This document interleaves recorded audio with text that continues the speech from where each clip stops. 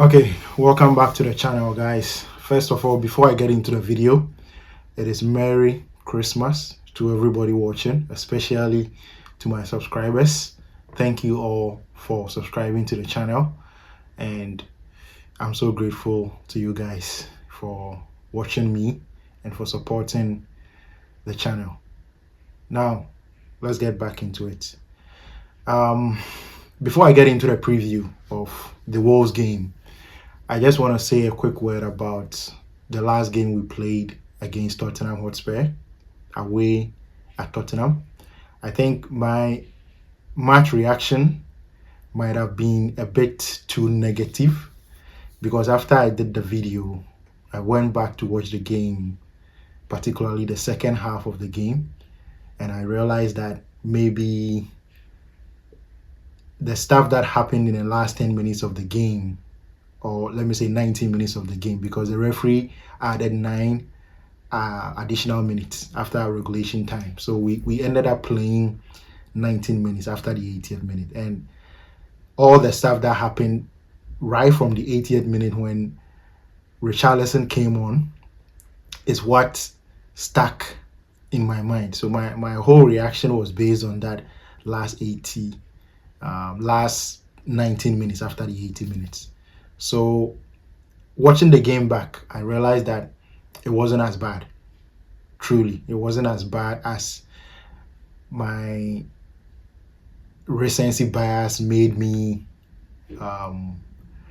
make the whole performance. Because I think up until the 80th minute when Richarlison came on, they had a set piece, and I think it resulted in the corner, which then resulted in Tottenham Hotspurs pulling a goal back.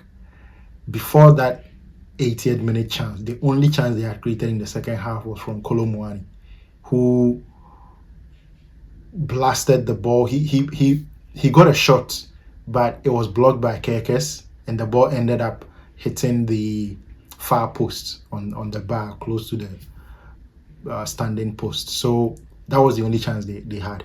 We barely gave them anything at all. And when Richarlison came on, what they resorted to was to use long balls, skip the press, and try and do a lot more shithousery.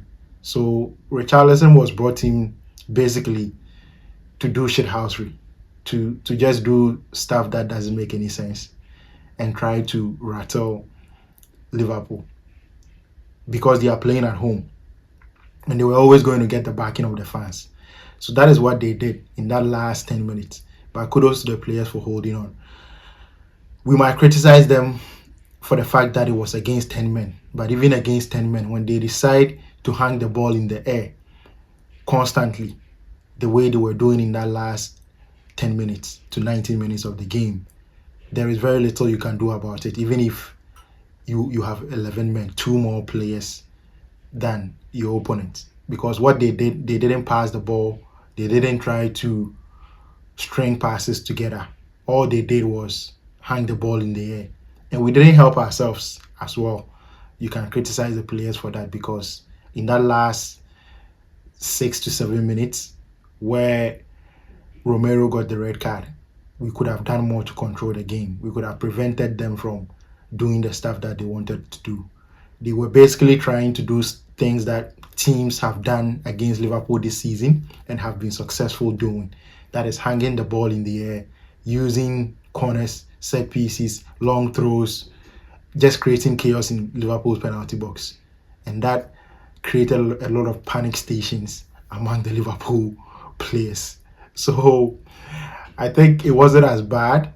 If we only focus on the last 10 to 19 minutes, then we are going to discredit the players for the entire performance. But I think in the second half, even after we got the 2 goals, we were still controlling the game. We were bopping the ball around them, and they just couldn't get a touch until they made that change and brought on Richarlison. They decided to go direct, and that is why we struggled. So now on to the game against Wolves. Now, this game is at Anfield, so we expect that Liverpool are going to control the game much more. what I expect from Wolves is that they are going to come in, try and sit back, defend very resolutely, and hit us on the break. They are not going to come out and press. They may do that maybe occasionally, but for the most part, their strategy would be to stay in their shape, stay compact, defend very, very deep, and try to play on the counter. So in this particular game, if we are going to get any joy, for me, the best strategy would be to try and draw them out. Try and find a way to make sure that we pull them out of their shape and then we can play through. Because this season, our main problem has been pinning teams back and failing to break them down and then conceding a goal on the other end. So if we try to pin them back, for me, I don't think it is going to be the best strategy because up front, the chemistry among the players is not up to the level where it should be for us to be able to systematically break down a low block. So that is the approach that I think we should go into this game with. Wolves have won 0 games this season. They've had 2 drawn games. They have only 2 points in the league. They have been losing front, back, center, left, and right. So there is no reason why Liverpool shouldn't be going into this game trying to get the win. That is what we need. And I expect the win to come alongside a clean sheet. Anything short of a clean sheet would be a massive disappointment for me. So the lineup that I expect for this game, of course, we've heard the manager talk about injury situation. We know that Alexander Isak is going to be out for this game. Szoboszlai is suspended for this particular game. Thankfully, Conor Bradley may be available, and also Joe Gomez may be available. I think the manager said that Cody Gakpo is 50-50, so I wouldn't risk him for this particular game.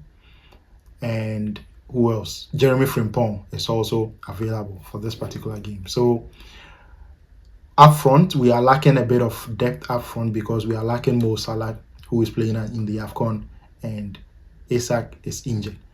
So I think this is an opportunity for Federico Chiesa to come into the side and show us exactly why he should be given the opportunity to start games. I've heard people complaining that the manager doesn't give him enough opportunity. But for me, I don't think he's shown enough. He hasn't shown enough. He's shown glimpses. And the main thing that you can say for Federico Chiesa is his work rate, closing down players, running around, playing with energy and passion. But we had that with Darwin Núñez, but we wanted him out of the club anyway. So Liverpool, if you are a forward, it is not solely about closing down players and running around and bringing the energy. You need to complement that with your attacking output, assists, goals, giving the pre-assist, and so on. So Federico Chiesa, I expect that when he gets the opportunity to play in this next few games where we are lacking the attacking depth, he will be able to show something. Because I haven't seen enough for me to say that he deserves a start. The energy is not enough. You need to give us the energy, but as well, when you get into promising positions, you need to make the right decisions. And for me, he hasn't done that on a consistent basis. And I think that is why the manager hasn't given him the opportunity to start enough games this season. So my lineup for this particular game is going to be Conor Bradley on the right-hand side if he's fit to play. I'm going to play Virgil van Dijk, Konate. Of course, there are no other options in that particular position as centre-back. At left-back, this particular game, I think it would be best if we give Robo the opportunity to start this game. In the midfield, I think we should go with the 4-2-3-1 again for this particular game. So the 2 sitting midfielders, I think as it has been in our past 2 to 3 games, is been Gravenberch and Curtis Jones. I'm going to maintain that. In front of them, the 3 is going to be Vets in the middle. On the left-hand side, I'm going to put Hugo Ekitike on the left-hand side. No, what am I saying? Okay, so on the left-hand side, I'm going to put Vets.